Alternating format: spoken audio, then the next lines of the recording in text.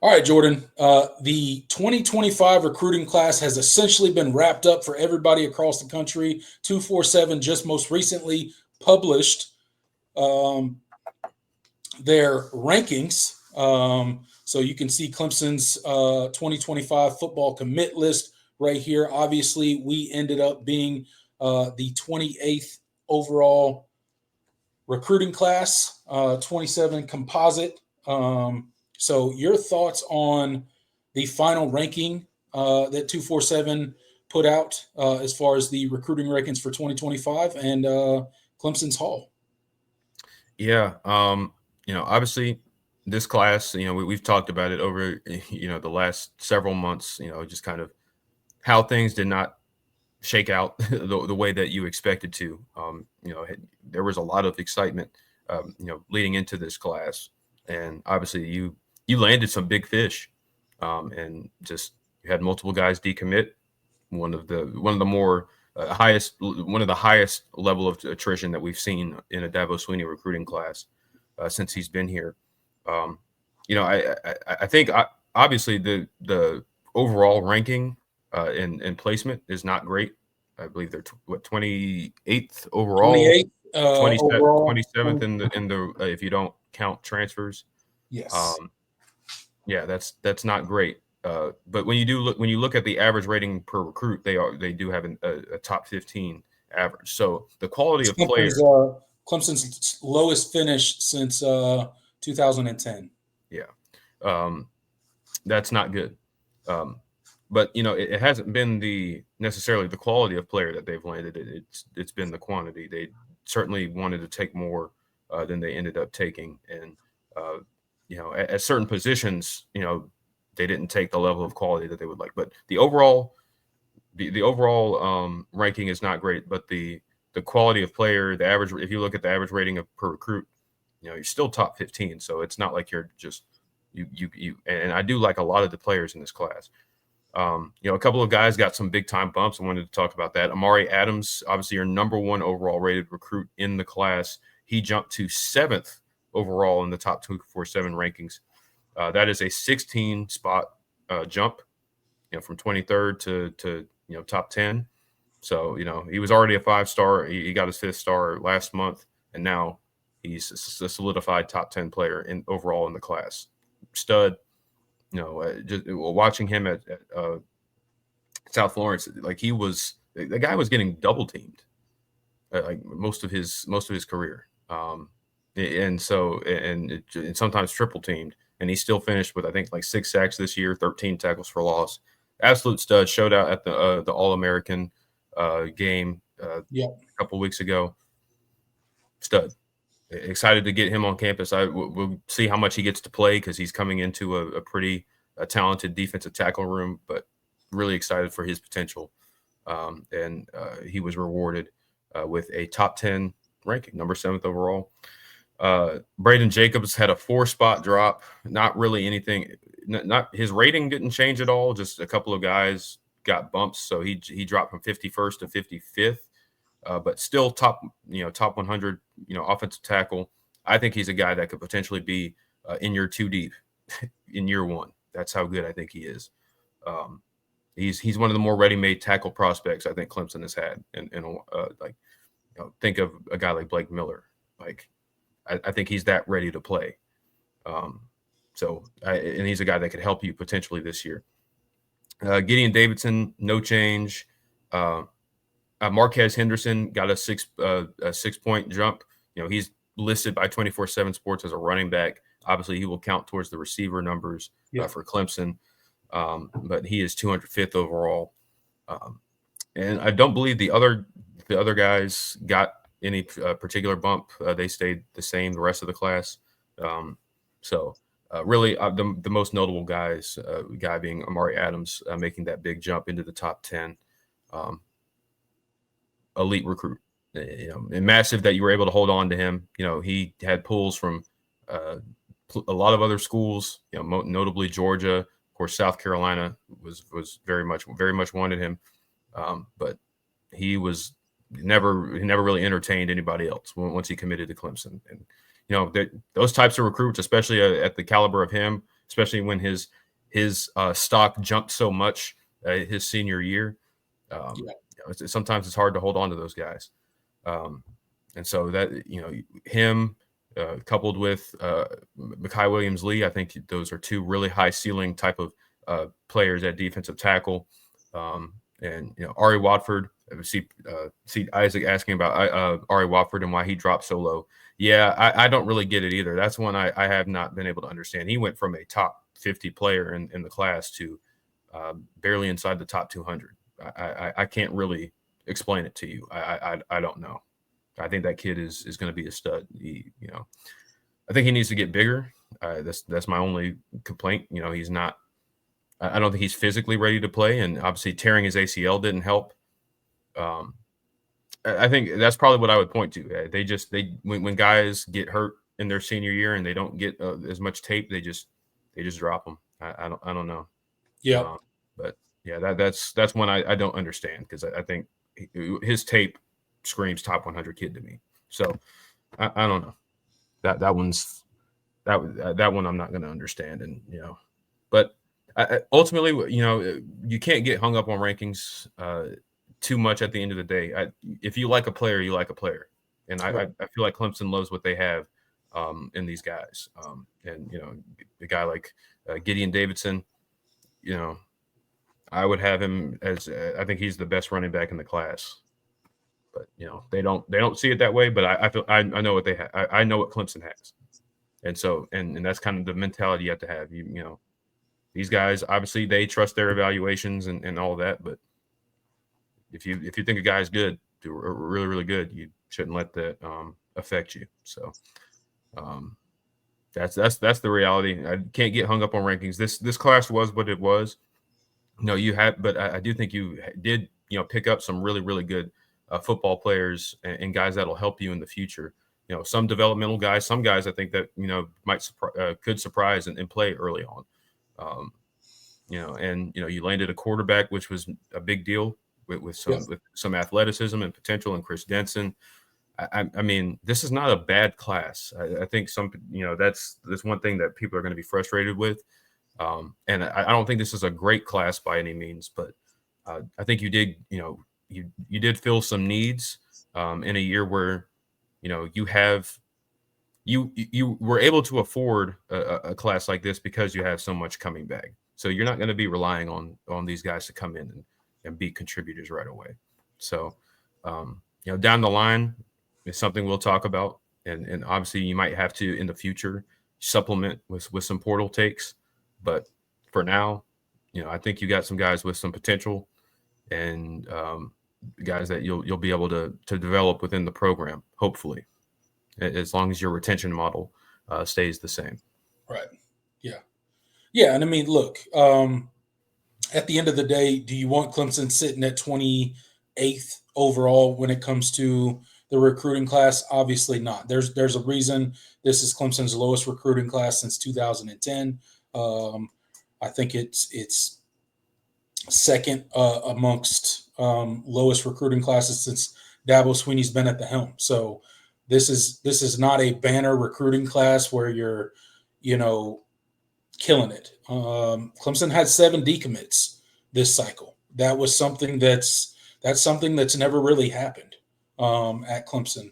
Not to that level. Obviously, we've always had decommits here and there, but to the tune of 7 decommits, that's something that Clemson has not traditionally dealt with.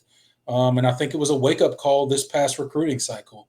Obviously, Clemson's NIL was not where it should have been, not where it needed to be. And I think some of that has started to be rectified. You saw that with the retention of the roster following the 2024 season and all the money that was thrown around to retain the guys that we had and keep certain guys from leaving and going to the NFL. So I do think some of that has been rectified. But again, Clemson's got to become more competitive in the NIL market.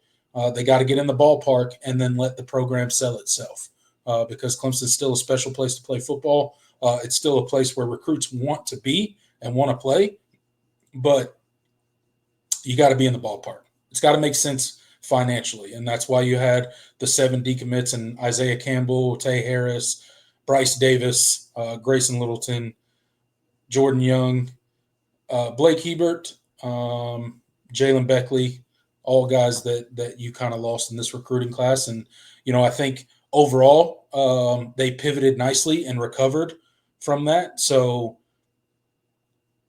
it's not a great recruiting class. It's not a banner one, but I think there's some really good talent here, some really good guys that can develop into special players. And you just got to take it for what it is and hope that we get back to recruiting at the level that we expect next season in the 2026 cycle. Yeah, I mean, and I see some people talking about 3-star player. Guys, it's really not about the star rankings. I really do. I like actually a lot of the 3 stars in this class I think have really good potential. I mean, you see a guy like Logan Anderson. I think he's a freak athlete. He's going to be really, really good. Tore his ACL, so he's going to be behind the 8 ball. That sucks. A guy like Logan Brooking, really, really great tight end prospect, underrated. Yep. A guy that showed out at basically every camp he went to. Did not get the love from the recruiting sites. Jakarian Keenan, he's a thumper, guy that plays downhill. Clemson loves their safeties to be able to play downhill, supporting the run game. I think he's a guy that could be a potential starter for you down the road. I think offensive line wise, I mean, while you didn't hit on your major targets, I think you got some really, really talented football players. Easton Ware, he's going to be really, really good, man. He is nasty. I think this group in general, you got some impact guys. I already talked about Braden Jacobs and Gideon Davidson. I think these are absolutely Clemson caliber players. And so it's just about, it's the fact that you weren't able to hold on to the guys that you had in the class, the Isaiah Campbells, the Grayson Littletons, the Tay Harrises. Man, Tay Harris is going to hurt. I know that one's going to hurt. Like the Jordan Youngs, et cetera. Like those guys you needed to be able to hold on to and you weren't able to. And that's what has defined this class more so than the guys that are in it currently. Like, I don't think this staff did a bad job evaluating. And the fact that you got them in the bag means that and got them in the fold initially means that it's not a recruiting problem. The guys are the staff. This staff is a very good recruiting staff. Yes. They're building those relationships, and they're getting guys on campus, and they are making a really, really strong impression. And you're seeing it right now in the 2026 class, and we'll talk about that down the road. But it's not a this staff can't recruit problem. This honestly is a really, really strong staff of recruiters.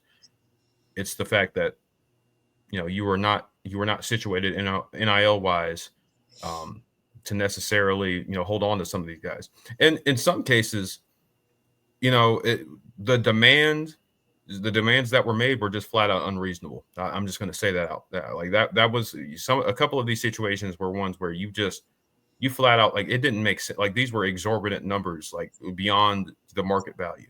Like, at a certain point, you just say, okay, well, clearly this isn't going to work out.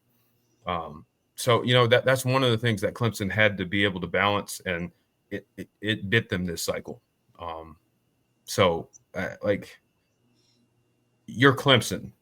You're not Georgia Tech, who's willing to spend an exorbitantly higher, give an exorbitantly higher offer to Tay Harris, unreasonably high. Right. At a certain point, your job is not to acquiesce to every single demand that these high-level recruits are making, but you do have to be in the ballpark, like you mentioned. And so that's the point I'm trying to make, is that it's not about the players that you landed, because I do think this is a really, really good class in terms of good football players and a couple of really high caliber, elite level players that I think will be big time players for you in the future. And more of these guys that'll be really, really solid starters. That's not a bad class. It's the fact that you just weren't able to land all of your top guys. And that was what was disappointing, because you just weren't in a position to make those monetary promises. And so that's partly Clemson's fault, and partly, that's just what recruiting is now. And I don't blame Clemson for not acquiescing in some of these cases. So yeah, no, I don't think you just give in to every single demand that, these 17, 18-year-old kids or their agents are, throwing out on the table. And to your point, Clemson's NIL and their what they could offer monetarily wasn't in the position that it should have been for a big portion of this recruiting cycle.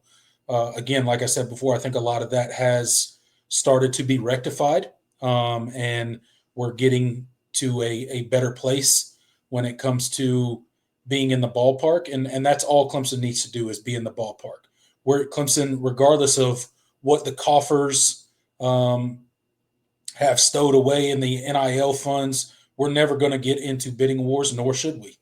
You offer what you offer. That's a good, fair market value, and you sell the rest of your program, and you bring the guys in that believe in that are going to be good culture fits for you. That doesn't mean that you don't go out there and spend big amounts in NIL. Of course, you will end up spending a lot of money in NIL, but to just go out there and constantly outbid people. One, I don't think Clemson can do it. Two, I don't think it's necessary. I think you get in the ballpark and Clemson's program kind of sells the rest of it. And hopefully with the revenue sharing and maybe some guardrails being put on this on what we call NIL, which is essentially right now pay for play. Anybody can throw around any sort of money or pay any sort of high school kid or college kid at any program to come to their program without question. To me, the NIL is completely broken right now. It's a completely broken system. It's a system that needs some guardrails. I'm not against the players getting paid at all. I think they should absolutely be compensated. I think the revenue sharing is a great idea. They should have always been able to get a portion of that TV money that they bring in and year out that these universities get to keep. So I'm 100% okay with that. But what I'm not okay with is what we currently have in college football now, which is essentially a pay for play. Call it what it is. It's not NIL. This is not NIL. We keep talking like ESPN and Fox and, all the big media outlets in college football keep saying NIL, NIL, and even we do. It's not NIL. It's pay for play. These kids aren't doing anything to get this money. A true NIL deal is like, hey, you make X amount of social media posts and I'll give you $500,000. Or you do 10 commercials for me and I'll give you $2 million. That's NIL. Or you sell this amount of whatever, or you do this autograph signing and you get this amount of money, right? That's NIL. Not, hey, I'll give you $4 million to come be our quarterback at Miami. That's not NIL. That's pay for play. So I would love to see college football get to the revenue sharing, which the players should absolutely be getting, and get to some guardrails that really make this NIL true NIL and not just rich boosters throwing money around for no reason, because I don't think it's good for the sport of college football. No, that's just my opinion. Some people would disagree with me, but that's just where I'm at. Yeah, I mean, yeah, absolutely, and we'll see kind of when revenue sharing comes in and how all of this starts to shake out. But yeah, I mean, this was especially this cycle, this was a particularly one in which Clemson was just vulnerable to guys being poached because for a lot of reasons. I mean, obviously the negative recruiting, that's always a thing, but ultimately, this was a year where programs are anticipating revenue sharing, and there were schools that were willing to unload, especially lesser schools than Clemson that were willing to unload their NIL chest to get a couple of really, really high level players and overspend, and that's what happened. That's exactly what happened. So and because there isn't any, like you said, there isn't any guardrails in place. There's nothing that says I can't pay this much for a kid, even though it makes no sense, in terms of the the pseudo market value would suggest it should be. So yeah, the part about it is the NCAA can't do anything about it. Yeah, they got no teeth left. Anytime they try to do anything or enforce anything, somebody's going to put a lawsuit against them, and there's going to be an injunction put in, and that's going to be the end of that. So, yeah, I mean, even the little bit of rules that maybe are out there, they're unenforceable because the NCAA has no power. So we got to get to a better place in college football where, I don't know what the answer is. I don't know if the answer is major college football steps away from the NCAA and has a commissioner and, put some guardrails in, but somebody's got to be able to enforce some rules. We can't just continue down the road of college football is going to become the wild, wild west, where, it's complete free agency every single year on your roster. And, any school can come offer any amount of money to your player to leave and go. I mean, it's just, there's got to be some sort of structure and guardrails put in. And hopefully that happens sooner rather than later. Because overall, I think some guardrails on